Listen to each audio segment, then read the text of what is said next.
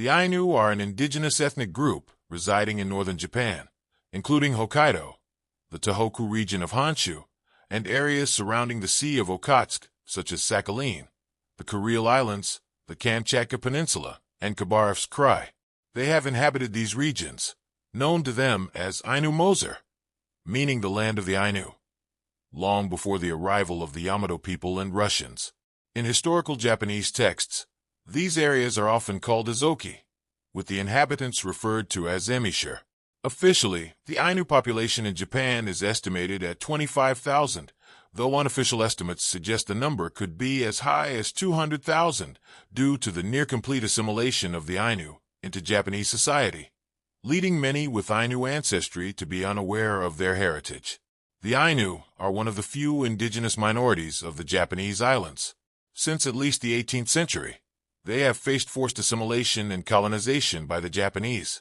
During the 19th century, particularly around the Meiji Restoration, policies were implemented that displaced Ainu people from their land and compelled them to abandon their traditional lifestyles, including subsistence hunting and fishing. They were also prohibited from practicing their religion and were forced into Japanese language schools, where speaking the Ainu language was forbidden. In 1966, there were around 300 native Ainu speakers, but by 2008, this number had dwindled to about 100. However, recent years have seen a growing movement to revive the Ainu language. The Ainu are recognized as the indigenous people of Hokkaido, southern Sakhalin, and the Kuril Islands. Early Ainu-speaking communities, primarily composed of hunters and fishermen, were also present in northern Honshu. Today, their descendants are known as the Matagi hunters, who still retain a significant amount of Ainu vocabulary in their dialect and even migrated to the Kamchatka Peninsula. Historical evidence, such as Ainu place names, supports the view that the Ainu once lived in several regions across northern Honshu. Additionally, the presence of Ainu loanwords in the Uilta and Ulch languages suggests that Ainu speakers may have lived throughout the Amur region. Ainu shares several cognates with Old Korean, which are unlikely to have passed through Japonic languages. The Ainu's ancestors, referred to as the Emishi, began to fall under Japanese control starting in the 9th century and were gradually pushed toward the northern islands. Active interactions between the Wajin, a term for the Japanese, also known as Yamato-jin, and the Ainu of Ezochi, present-day Hokkaido, began in the 13th century. The Ainu established a hunter-gatherer society, relying primarily on hunting and fishing, and practiced a religion centered on natural phenomena. After the Mongols conquered the Qing Dynasty in 1234, the Nifk and Udage peoples began raiding them. In response, the Mongols established an administrative post at Nurgan, modern-day Tyr, Russia, in 1263, forcing the submission of these groups. In 1264, the Ainu invaded Nif territory and began an expedition into the Amur region, then controlled by the Yuan Dynasty, which led to Mongol reprisals, including invasions of Sakhalin. The Nifk, having surrendered to the Mongols, essentially formed a military alliance against the Ainu, who had invaded their lands. According to the history of Yuan, a group referred to as the Gui, the Nifk name for the Ainu, from Sakhalin annually invaded and fought with the Jalimi, Nif people. On November 30th, 1264, the Mongols launched an attack on the Ainu, who resisted but were subdued by 1308 and subsequently paid tribute to the Mongol Yuan dynasty at posts in Wuli, Nanghar, and Baluo. Under the Ming dynasty, 1368 to 1644, Sakhalin was brought into its system for subjugated peoples. From 1409 to 1411, the Ming established an outpost called the Nurgan Regional Military Commission near the ruins of Tyr on the Siberian mainland, which continued to operate until the mid-1430s. Evidence suggests that the Ming eunuch Admiral Yisha reached Sakhalin in 1413 during one of his expeditions to the Lower Amur and granted Ming titles to a local chieftain. The Ming dynasty appointed headmen from Sakhalin to administrative roles, such as commander, assistant commander, and official charged with subjugation. In 1431, one such assistant commander, Elijah, brought Martin pelts as tribute to the Wolif post.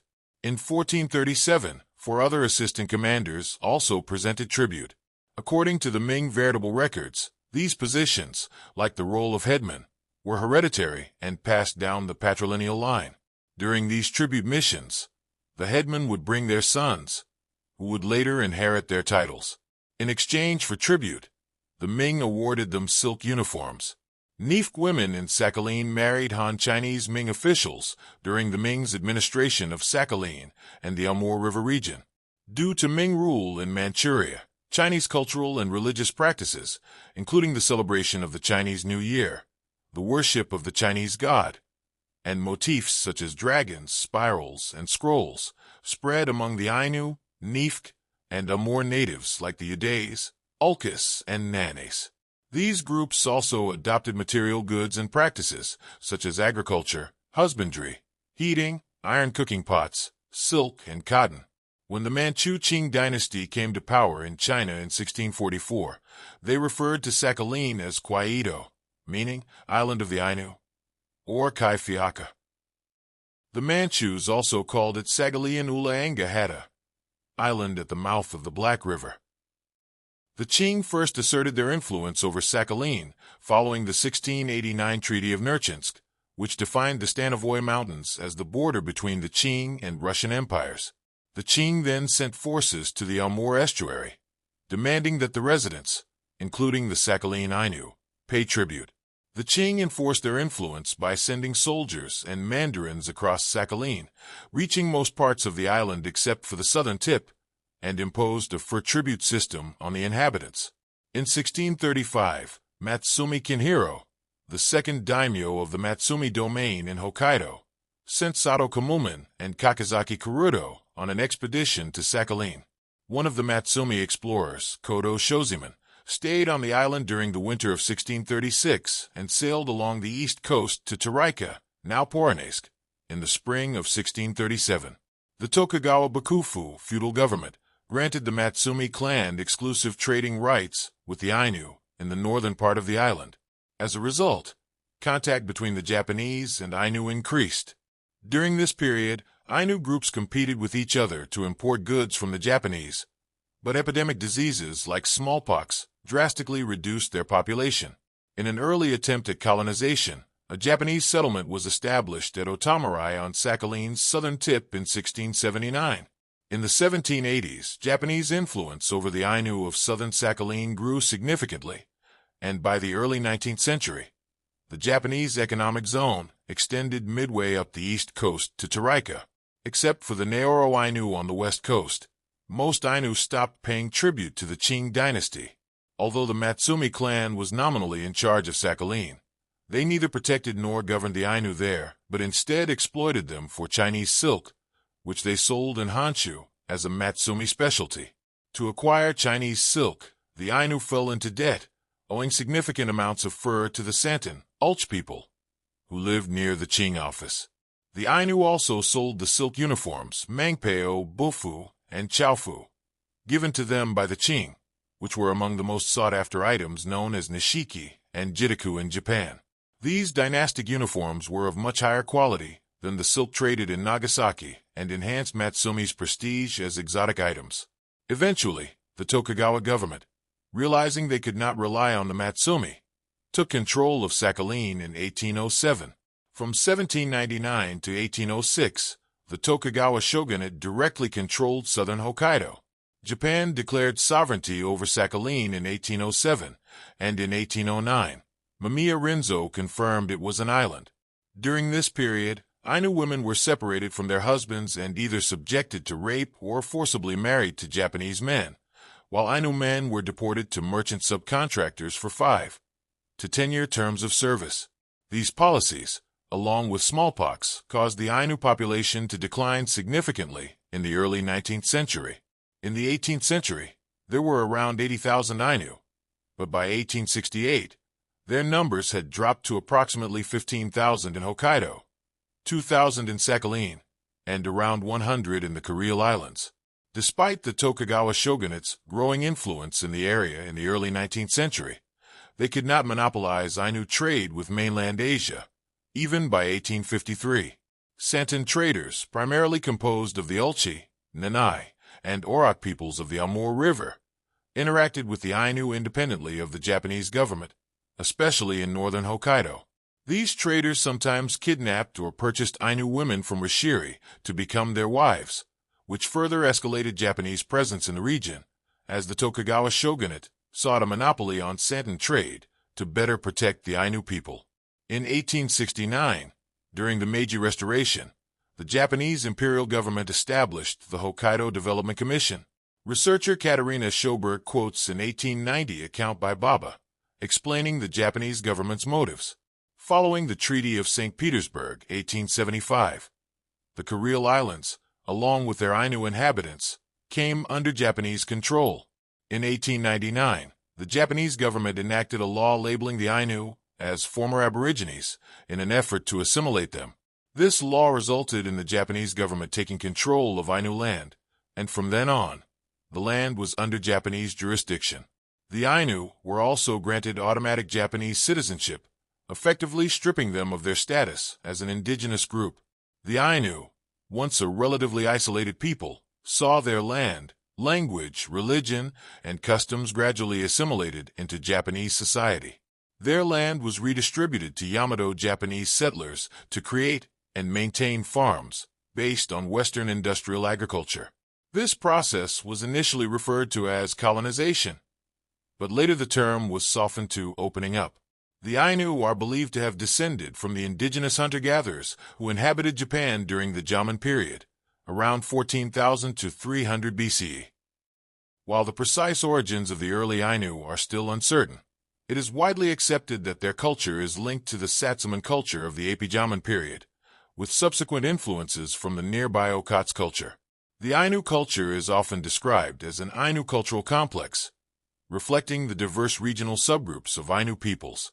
Although the Ainu are seen as a continuation of the Jomon culture, they also show connections to surrounding cultures, indicating a larger cultural complex that thrived around the Sea of Okhotsk. Some scholars suggest that the development of Ainu culture represents the resistance of Jomon society to the emerging Japanese state. One of their Yukur-Yupo, or legends, tells that the Ainu lived in this place 100,000 years before the children of the sun came. Historically, the Ainu economy was based on a combination of farming, hunting, fishing, and gathering. Historians generally associate the Ainu with the Satsuma culture, which was present in an area stretching from northern Honshu to Hokkaido. Linguists like Yua Janhunen and Alexander Vavin argue that Ainu dialects originated from the Satsuma culture, with deeper connections to cultures in central or northern Honshu. This view is partly supported by the presence of Ainu-derived loanwords in Eastern Old Japanese and the possible distant link between the Ainu and the Emishi. The Okhotsk culture also played a role in shaping the later Ainu culture. The origins of the Okhotsk culture are still being studied, but Okhotsk remains show affinities with both the modern Neef people of northern Sakhalin and the Jomon peoples of Japan, suggesting a heterogeneous society. The presence of Satsuma pottery at Okhotsk sites indicates a complex network of contacts in the broader region around the Sea of Okhotsk. The emergence of Ainu culture is primarily attributed to the Satsuma culture, which later received contributions from the Okhotsk culture through cultural contacts in northern Hokkaido after the Satsuma culture expanded northwards into Sakhalin. This perspective has been supported by later analyses. Although the idea that the ancient Emishi were identical to the Ainu has been largely disproven, the exact relationship between them remains debated. It is agreed that at least some Emishi spoke Ainu languages and were ethnically related to the Ainu. However, the Emishi may have also included non-Ainu groups, which could be associated with groups distantly related to the Ainu, Ainu-like groups, but forming their own distinct ethnicity, or early Japonic speakers who were outside the influence of the Yamato court. The Emishi share clear material culture links with the Ainu of Hokkaido. Based on Ainu-like toponyms throughout Tōhoku, it is suggested that the Emishi, like the Ainu, descended from Epi-Jomon tribes and initially spoke languages related to Ainu. During the Nara period 710 to 794, the term Emishi referred to people living in the Tōhoku region whose lifestyle and culture were markedly different from those of the Yamato people. It was originally a cultural and political concept with no racial distinction. From the mid-Heian period onward, Emishi who did not fall under the governance of the Yamato kingship were identified as Northern Emishi and began to be referred to as Emishi. The first written reference to Ezo, which is believed to refer to the Ainu, can be found in Suwa Daimyojin Ekitoba, written in 1356. The Ainu have lived in Sakhalin, the Kuril Islands, Hokkaido, and the northern Tōhoku region since at least the 13th century. An analysis of 16 Ainu male individuals revealed that the majority, 14 out of 16, belonged to Y-DNA haplogroup D, M55, while a minority, 2 out of 16, belonged to haplogroup C, M217. DM55 is found throughout the Japanese archipelago, with particularly high frequencies among the Ainu of Hokkaido. C. M217 is more commonly found among populations in Northeast Asia and Central Asia. Another analysis found that 1 out of 4 Ainu men belonged to haplogroup C, M217, while the other 3 belonged to haplogroup D, M55. An analysis of 51 Ainu individuals showed that about 51% of their mtDNA subclades are unique to the Ainu, while the remaining haplogroups are shared with other Asian populations, especially the Nifks in northern Sakhalin and the Koryaks on the Kamchatka Peninsula. Of the 51 Ainu individuals studied, approximately 27.5%, 14 out of 51, belong to haplogroup N9, with 10 assigned to subclade Y and 4 to unclassified N9 clades. About 23.5%, 12 out of 51, belong to haplogroup D. Around 19.6%, 10 out of 51, belong to haplogroup M7, and approximately 19.6%, 10 out of 51, belong to haplogroup G.